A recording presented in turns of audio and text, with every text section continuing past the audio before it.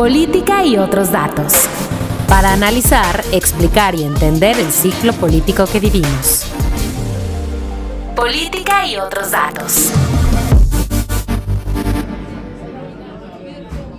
Hace 34 años, Artemio Arreola dejó atrás el bosque y las calles empedradas del municipio purépecha de Acuitzío del Canje, en Michoacán, para cruzar la frontera y buscar vida en Estados Unidos. Llegó a la ciudad de Chicago, donde trabajó como mesero y obrero. Y al igual que millones de mexicanos que laboran en ese país, cada semana de cada uno de los años que ha permanecido en Illinois, Artemio ha mandado buena parte de su salario a sus familiares en México. Todos los hermanos de mi mamá estaban acá, o sea, como todos, o muchos michoacanos, tenemos mucha familia. Uno de mis hermanos ya estaba acá y dije, me voy a dar una vuelta. Desde que llegué, porque a la tienda me vine y tenía alguna deuda también ahí, entonces siempre tuve que estar mandando. Y pues se quedó mi papá, mi mamá, mis hermanos. Entonces a través de ellos, principalmente se lo mandaba a mi mamá para que me ayudase a huir. Después pues también siempre le he mandado a ella. En aquel entonces teníamos la posibilidad de comprar el seguro social aquí. Creo que hace falta más visión de poder tener. Desde aquí se conecta cada vez más porque las familias vamos a seguir súper conectadas. Entonces siempre mandé remesas. Y bueno, de vez en cuando, eventualmente a veces hacíamos algunas compras de terrenos o cosas. Ahorita estoy mandando más seguido porque estoy construyendo mi casa allá. Entonces pues cada semana estoy mandando para los albañiles, las cosas, ¿verdad? Y pues tiene uno propiedades, tiene que pagar los impuestos. El mecanismo casi siempre es el mismo. Acude a una empresa de envío, deposita, paga una comisión y el dinero cae del otro lado de la frontera para que su familia pueda usarlo. El destino, el pago de escuelas, médicos, ropa, transporte y diversión. Otras veces, manda el dinero con conocidos y otras más, él mismo lo lleva a su comunidad. En el 2024, los envíos de dinero representaron $64,746 millones para México, una cifra récord en remesas. Y la primera entidad en ser beneficiada fue justamente Michoacán, la tierra natal de Artemio.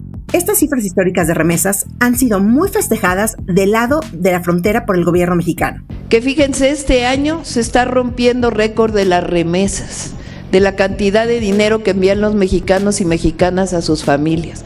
Es decir, estando allá, no es que lleguen allá y se olviden de las familias, al contrario, siempre están buscando la manera de apoyar. Pero del otro lado de la frontera, una iniciativa del presidente Donald Trump, que ya fue aprobada en la Cámara de Representantes y que busca poner un impuesto de 3.5% a los envíos de dinero de migrantes y residentes permanentes, tiene preocupados y movilizados a buena parte de la comunidad mexicana y del gobierno. Y no es para menos, las remesas son la segunda mayor fuente de divisas para el país, solo después de los ingresos que dejan las exportaciones manufactureras. La iniciativa, llamada Gran y Hermoso Proyecto de Ley, que afectaría con más de 2.200 millones de dólares a México, ahora se encuentra en el Senado y la comunidad latina y sus gobiernos tienen un mes para frenarla, pues el presidente Donald Trump ha puesto un plazo para poder promulgarla, el 4 de julio, Día de la Independencia de Estados Unidos. This is bigger than any Ronald Reagan tax cut. It's even bigger than the tax cut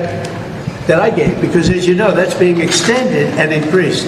So this is the biggest tax cut in the history of our country, or you'll get a 68% tax increase. Soy Mariel Ibarra, es jueves 29 de mayo del 2025 y de esto vamos a platicar hoy en Política y otros datos. On this vote, the yeas are 215, the nays are 214, with one answering present.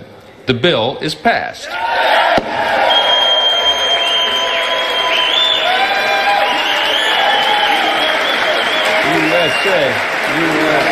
Alberto Verduzco es economista y jefe de información de Expansión y junto a otros periodistas ha seguido esta iniciativa de Trump y las afectaciones que podría tener en México. Alberto, en medio de las amenazas arancelarias, de la incertidumbre en México, de pronto comenzamos a hablar de un nuevo capítulo. Ahora los impuestos a las remesas. Pero, a ver, ¿de dónde sale esta iniciativa? Hola Mariel, qué gusto estar contigo. Fíjate que el tema, aunque ha acaparado la atención en las recientes semanas, esta idea de que Trump y Estados Unidos apliquen impuestos a las remesas ya tiene tiempo, ya viene de más atrás. Desde que hizo Trump campaña para su primer mandato allá en 2016, porque era parte del plan para financiar la construcción del famoso muro fronterizo hizo, y el argumento era que había que aplicarles un impuesto, un gravamen a las remesas que enviaban los paisanos, porque un volumen importante de esas remesas se generaban de salarios ilegales. And Mexico's going to pay for the wall. Because Mexico, I love the Mexican people, I respect the Mexican leaders, but the leaders are much sharper, smarter, and more cunning than our leaders. And just to finish, people say, oh, how are you going to get Mexico to pay? A politician, other than the people on this stage, I don't want to insult, a politician cannot get them to pay, I can. Eso es lo que decía Donald Trump en ese momento. Como las remesas, como bien lo comentas, son una fuente muy importante de ingresos para México, aproximadamente también unas 4.5 millones de familias en el país se benefician de estos flujos, de acuerdo con el INEGI, pues en Estados Unidos lo vieron como una presión efectiva para que de alguna manera, si México no cooperaba en materia migratoria, con este impuesto tenían una forma de obligarlos a negociar. Entonces la idea pues era esa, cobrar el gravamen. Lo que sí es que no prosperó en aquel primer mandato de Donald Trump, pero como lo estamos viendo ahora, no fue un tema tampoco que haya muerto. Es más, resucitó en forma de un plan fiscal. Apenas hace unas semanas, Donald Trump presentó una iniciativa de ley, un plan fiscal muy agresivo, en el que piensa extender beneficios, sobre todo pues para los contribuyentes de mayores ingresos. No hay que olvidar, Donald Trump es un empresario, le habla mucho a los empresarios, sabe cómo viven los empresarios y de alguna manera quiere ayudar a los empresarios de Estados Unidos a descargarles, digamos, todo este peso fiscal que llevan y aligerarles pues la carga fiscal. Ahora en este plan fiscal que acaba de presentar, lo que busca es dar beneficios fiscales como la eliminación de impuestos sobre propinas, sobre horas extras, ajustar las deducciones, ajustar los créditos fiscales, es decir, deudas que tienen los contribuyentes con la autoridad fiscal allá en Estados Unidos. Pero como todo esto, Mariel, pues cuesta, tiene un costo de dinero. Como le va a dar beneficios fiscales a algunos contribuyentes, el gobierno va a dejar de generar algunos recursos, pero pues se necesitan recursos también. Entonces, ¿de dónde van a jalar la cobija para obtener esos ingresos? Pues encontraron la fórmula mágica y es en las remesas. Y nuevamente resucita este plan que originalmente era gravarlas con un impuesto de 5% y es aplicable tanto a inmigrantes indocumentados como residentes permanentes y también trabajadores con visas temporales. Cuando se dio a conocer esta noticia, como bien lo comentas, todo México brincó, desde la presidenta Claudia Sheinbaum, legisladores, gobernadores y también hasta los presidentes municipales. Y no es para menos, el tema de las remesas tiene un peso tan importante que sí sacude muchas esferas económicas en el país y bueno, ya estaremos platicando de todas sus implicaciones. Una buena noticia, pero lo voy a poner entre comillas, es que ya avanzó la negociación en la Cámara de Representantes de Estados Unidos y se logró reducir del plan original, que era gravarles el impuesto de 5% a las remesas, a 3.5%. Es un pequeño paso, un pequeño logro. Ahora está en manos del Senado estadounidense saber si se aprueba este plan de 3.5% o se frena. Lo ideal sería, y estamos en la espera de que pues no haya como tal un gravamen. Pero como nos explicas, Alberto, esto no es nuevo. Ya se había intentado antes por parte de otros gobiernos, incluso por el de Donald Trump, como nos platicas. Ahorita Trump vio las condiciones para su aprobación según la propuesta. A ver, pero ¿cómo se va a aplicar este impuesto? Porque aquí creo que quedan algunas dudas. Es Marcela Celorio, diplomática, embajadora de carrera y excónsul de México en San Diego. En primer lugar, debemos pensar que no es una medida dirigida precisamente a los mexicanos. Es un impuesto que decide Estados Unidos en ejercicio de su soberanía y ese impuesto va a ser para todas las transferencias en dinero, obviamente, transferencias internacionales que se hagan desde Estados Unidos a cualquier parte del mundo. Pero curiosamente, si leemos la iniciativa que fue aprobada en la Cámara de Representantes, ahí hace una distinción muy interesante entre aquellas personas que son nacionales y ciudadanas estadounidenses que están exentos de este impuesto y de los demás.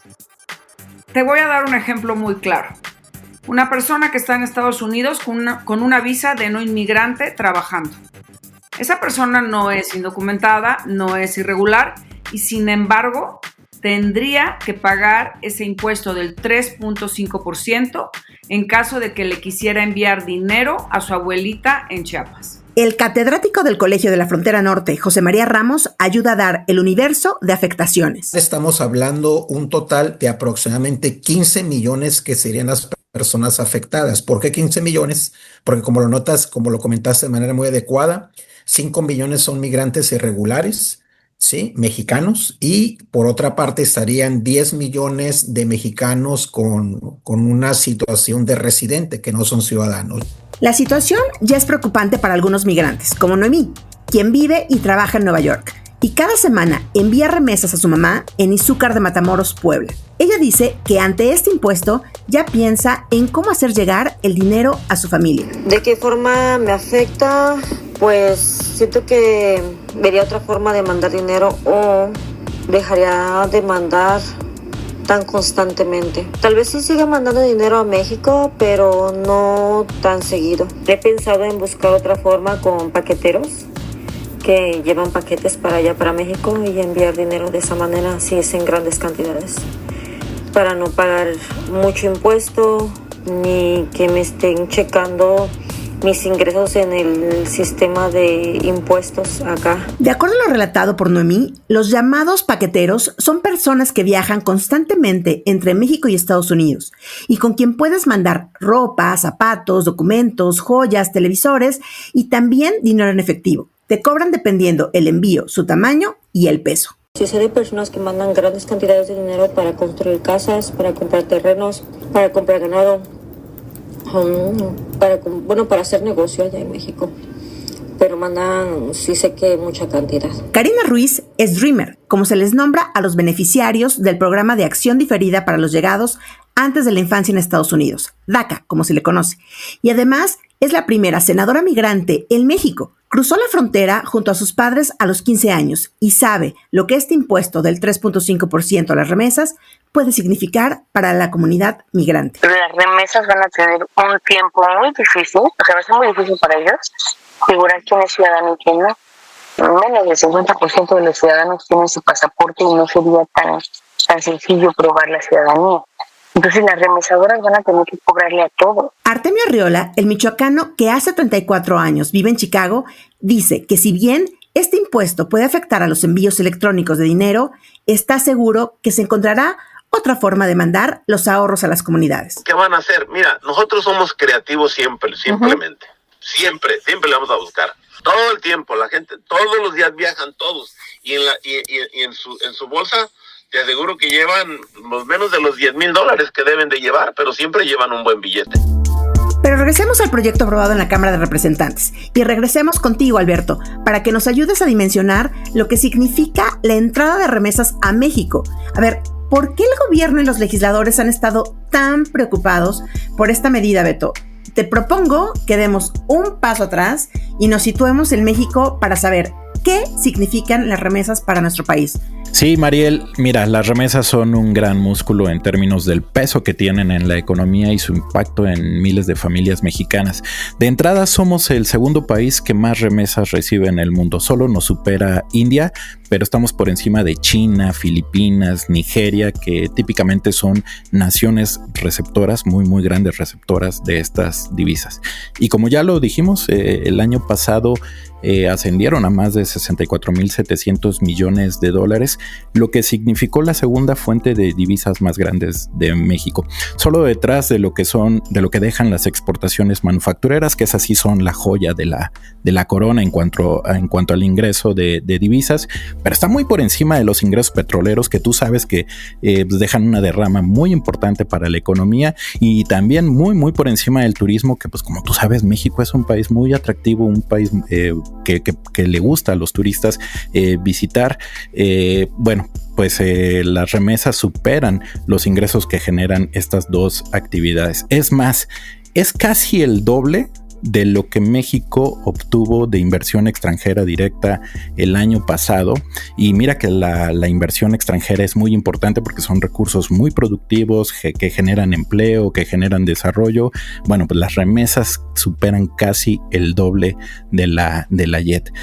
Otro tema importante, Mariel, es que son recursos que no siempre están atados al ciclo económico. Es decir, aunque haya una crisis económica, financiera, las remesas no salen tan raspadas, y eso es muy bueno, sobre todo para las familias que reciben este tipo de recursos que normalmente son, digamos, de clases más desfavorecidas en términos de ingresos. Por ejemplo, me puse a echarle una revisada a ver el comportamiento de las remesas, y salvo 2009, que tú recordarás fue la famosa crisis financiera derivada de la burbuja subprime, es el único año en el que yo vi una caída importante de las remesas. Bueno, pues hubo una recesión en 2001, las remesas crecieron. En la pandemia en 2020, cuando todas las economías se desplomaron, las remesas crecieron 12%. O sea, no es lo bueno de las remesas en términos de que son un gran soporte para muchas familias, porque aunque haya crisis, las remesas llegan. ¿Y cómo estamos por entidad? ¿Quiénes son los estados que más dependen de estos envíos para saber, pues, cómo nos va a afectar si esto llega a prosperar en Estados Unidos? Te voy a mencionar las primeras 7, que son Michoacán, Guanajuato, Jalisco, Ciudad de México, Estado de México, Chiapas y Oaxaca. Esas son las principales entidades receptoras de remesas. El caso de, por ejemplo, de Michoacán y Guanajuato, recibieron más de 5,600 millones de dólares en 2024. En el caso de Oaxaca, por ejemplo, tuvo más de 3,600 millones de dólares el año pasado en remesas. La suma de estas 7 entidades es aproximadamente, entre estas 7, concentraron 33,000 millones de dólares en remesas. 33,000. Eso quiere decir que entre estas 7 entidades recibieron prácticamente la mitad del total de las remesas mexicanas. De ese tamaño es la fortaleza de las remesas en esas entidades. Muy contrario, por ejemplo, a Tabasco, Campeche, Baja California Sur, que en conjunto no recibieron ni siquiera 1% de las remesas. La verdad es que ayudan mucho a la economía de las familias, y la verdad esto sería una afectación grave. Morelia es el municipio que recibe una mayor cantidad de recursos. En el caso de Morelia reciben alrededor de un poco más de 600 millones de dólares.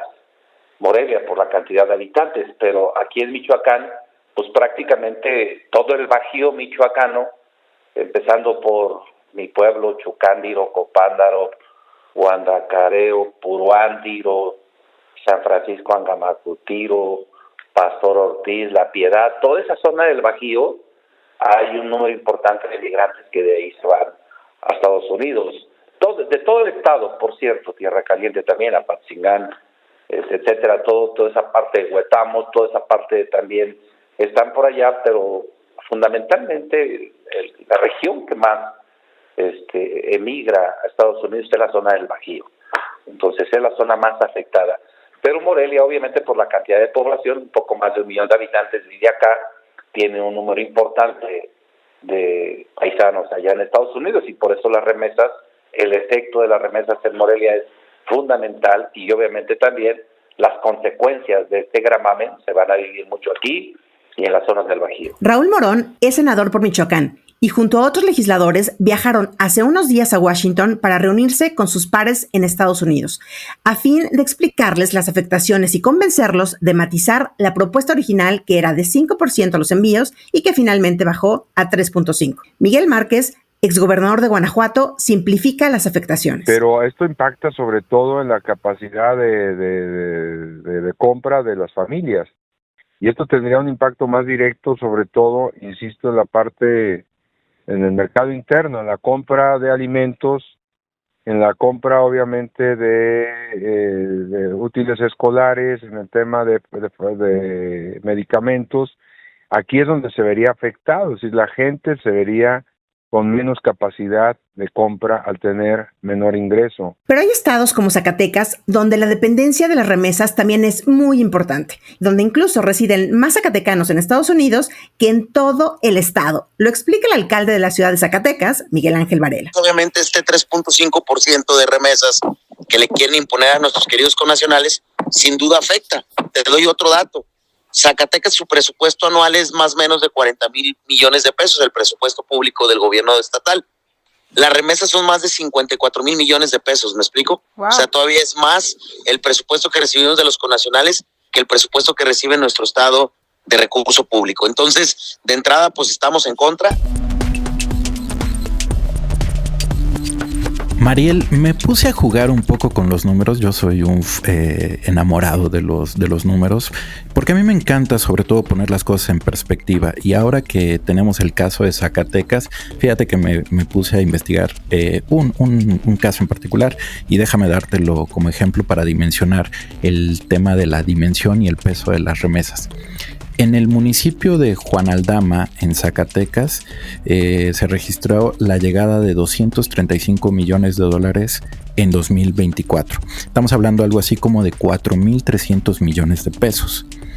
Esto es equivalente al programa Bachetón que anunció el gobierno de Claudia Sheinbaum, que es para reparar carreteras federales y que tiene una inversión de 4,000 millones de pesos. Es decir, las remesas de un solo municipio es equivalente a un programa federal. Ese es, digamos, el tamaño. Ahora, si llegamos a dividir de forma equitativa esos 4,300 millones de pesos que recibió este municipio, Juan Aldama, en Zacatecas, entre su población, y lo dividimos de manera equitativa, a cada ciudadano de Juan Aldama en Zacatecas le tocarían el equivalente a 18,200 pesos mensuales. Mariel, las remesas tienen la capacidad de representar lo que es un ingreso de un trabajo bien remunerado en México. Ya no hablemos de otros municipios, como es el caso de San Cristóbal de las Casas en Chiapas, que es el municipio que más remesas recibió en 2024. Fueron más de $900 millones, algo así como 16,700 millones de pesos, que sí son una verdadera fortaleza para las familias y las entidades. Pero a ver, Beto, hagamos otro pasito para atrás para que nos expliques en qué momento se convirtieron estos recursos de las remesas en los más importantes o en los segundos más importantes del país. A ver, ¿cómo fue su evolución y a partir de cuándo el gobierno mexicano y el país depende tanto de las remesas? De entrada, Mariel, quisiera poner en la mesa que las remesas enmascaran dos problemas estructurales muy graves en México. Uno, la falta de oportunidades laborales, y dos, la inseguridad. ¿Por qué nuestros paisanos se tienen que ir, sobre todo a Estados Unidos? Porque ambos problemas los orillaron a tomar esta decisión.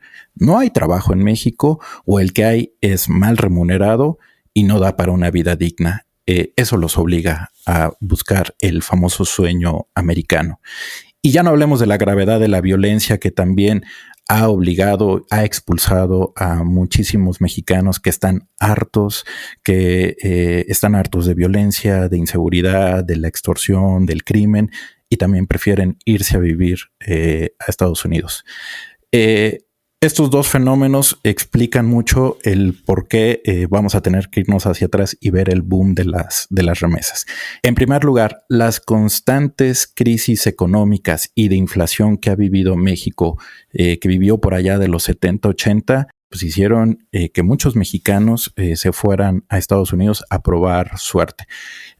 También esto sucedió mucho a inicios de los 90 con la crisis del tequila. Se expulsaron millones de mexicanos que fueron a probar suerte en Estados Unidos en busca de mejores empleos, de ingresos. La firma del Telecán en 1994 no solo impulsó el comercio y las exportaciones, también llevó a una reconfiguración del mercado laboral en México, sobre todo en el campo, por la competencia con productos agrícolas en Estados Unidos. Y eso hizo que millones de campesinos y pequeños productores también migraran a Estados Unidos. Era más atractivo trabajar allá que acá. Y esto pues también lo que generó fue una aceleración en el volumen de remesas. Y como te decía, Mariel, la violencia también en México jugó un papel fundamental. La llamada guerra contra el narcotráfico durante el sexenio de Felipe Calderón también llevó a que familias en Michoacán, Tamaulipas, Guerrero, Sinaloa abandonaran sus hogares, no solo para buscar empleo, sino también para salvar sus vidas. De esa gravedad fue el asunto. Y por eso es que entidades como Michoacán, como Guerrero, se vuelven grandes receptoras de remesas. Entonces, digamos, el tema de las crisis muy acentuadas en los años 70, 80 y una parte de los 90 en México hicieron que muchos mexicanos se fueran. Luego el tema del Telecán, por el tema de la competencia, también hizo que muchos mexicanos migraran. Y la violencia es otro factor. Pero no quisiera quedarme solamente con los aspectos negativos. Otro boom que también ha ayudado a que las remesas crezcan es el tema de las tecnologías, la innovación. Además de que mucha gente vio en las remesas un buen negocio para pues, participar, para entrarle, y ha hecho que haya más competencia, y todo esto en conjunto ha abaratado el envío de remesas. Esto se dio mucho en los 2000s, y también un último punto es que ya no solamente estamos viendo la migración por parte, digamos, de jornaleros o trabajadores del campo en Estados Unidos que envían dinero a sus familiares en México, sino también ya cada vez hay más obreros, más técnicos e incluso profesionales que están en Estados Unidos y que también mandan sus recursos a sus familias en México. Pues sin duda vemos nuevamente cómo esta evolución de las remesas y sobre todo estos picos sí tienen explicaciones en causas, como ya decías, la pobreza, la inseguridad, ahora la tecnología, y lo que nos hace cuestionar el gasto, Beto, el gasto social. A ver, si realmente todo esto que estamos gastando en materia de programas sociales está cumpliendo su objetivo de retener a la gente en sus comunidades de origen. Por ahí deberemos explorar más adelante. Pues muchísimas gracias, Beto, por estar con nosotros. No, Mariel, encantado, y pues hasta la próxima. Regresamos a Estados Unidos, donde la gran y hermosa ley de Donald Trump busca procesarse en junio por el Senado, lugar donde ha comenzado una batalla de cabilderos para tratar de frenarla, pues en realidad es un paquete fiscal más amplio que trastoca los servicios sociales de ese país y con la que se trata de recaudar dinero para la vigilancia de la frontera. El michoacano Artemio Arreola, quien hoy preside la coalición de Illinois para los derechos de los migrantes, advierte que más allá de las remesas, esta ley es un golpe del gobierno del presidente Trump a la comunidad en favor de su narrativa anti-inmigrante. Ese golpe sería fuerte a las remesas, pero no es nada comparado al golpe más grande que le están dando a nuestra comunidad aquí en los Estados Unidos. Una universidad de California en el 2022 dijo que nuestro potencial económico es de 3.6 trillones de dólares. Los latinos, que si fuésemos una economía, seríamos la quinta economía más grande del mundo, mucho más grande que México. El catedrático del Colegio de la Frontera Norte, José María Ramos, coincide en que este tema debe ser tratado en absoluta prioridad por el gobierno de la presidenta Claudia Sheinbaum. Hay 4 estados que son fundamentales y es donde se envían cerca de cuando menos el 60 o 70% de las remesas. Son, por ejemplo, el estado de Texas, el de California, Arizona, Nevada y el estado de Illinois. Ahí se concentra cerca del 60 o 70% de los envíos. Aquí el tema es que los consulados mexicanos, pues tendría que tener un papel muy activo, haciendo ver las implicaciones, los efectos negativos que tienen también para ahí, porque imagínate, en la medida en que los migrantes tienen que canalizar un impuesto adicional, porque hay que recordar que también al momento del envío se está pagando un impuesto a las empresas, y además cuando se reciben esas remesas en los lugares de origen también hay un cargo.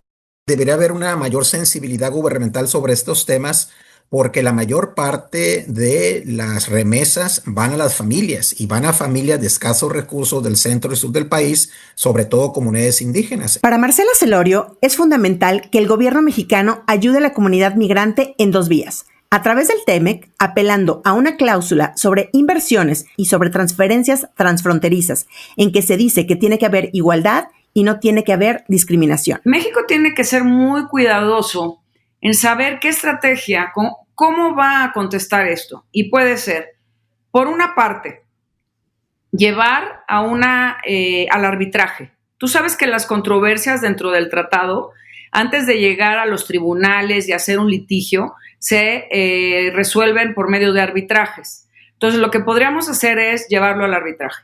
O la otra es, con miras a la ratificación, más bien a la revisión, renegociación del tratado en el 2026, México también puede tomarlo como una ficha de negociación a la hora de sentarse a la mesa con los Estados Unidos. ¿Cómo están políticamente las fuerzas en el Senado para que pudiéramos tener alguna esperanza de que esto se frene o al menos se quede en el 3.5%? Es interesante porque en el Senado, aunque la mayoría la tienen los republicanos, hay un sector de ellos que no están muy de acuerdo con esta iniciativa, porque lo que ellos quieren es todavía que haya más recortes.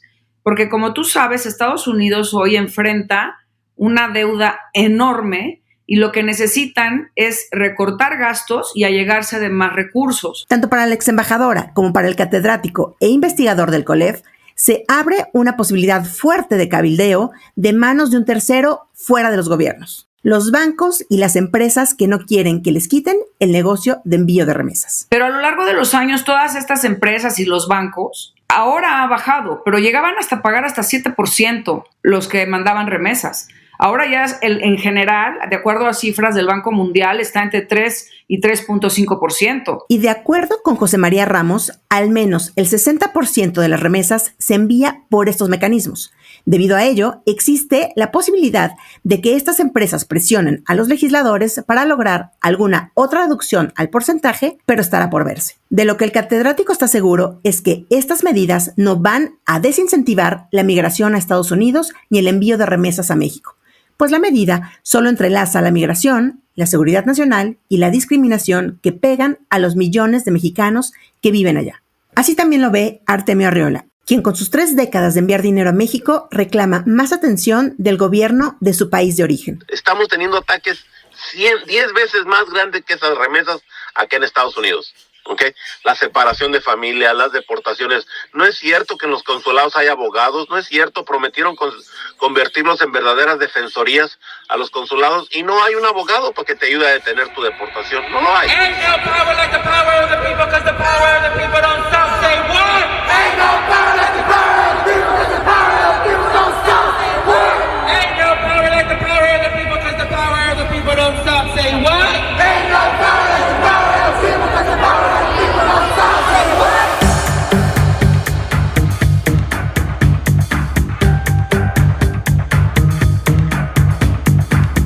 El proyecto de ley de Donald Trump se encuentra en el Senado y de aprobarse entraría en vigor el 1 de enero del 2026.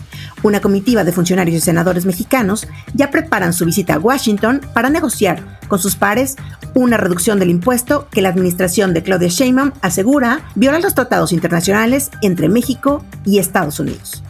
Muchas gracias a Alberto Verduzco, Marcela Celorio y José María Ramos por ayudarnos a poner dimensión a las remesas y a cómo afectaría la iniciativa de Donald Trump en el país.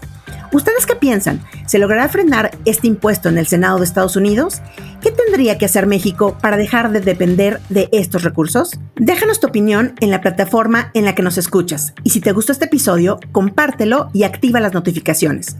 Gracias por acompañarnos en esta 3ª temporada de Política y Otros Datos. Gracias a Lidia Arista y a Yaret de la Rosa, quienes contribuyeron con entrevistas para este episodio. A María Roqueñí por su asistencia en la producción. Y gracias a Leo Luna y gracias a Mónica Alfaro por la producción de este episodio. Nos escuchamos la próxima semana con más política, más explicaciones y también con otros datos. Bye bye. Toda la información, detalles y seguimiento de los personajes políticos de México y el mundo en política.expansión.mx. Política y Otros Datos es un podcast de Expansión.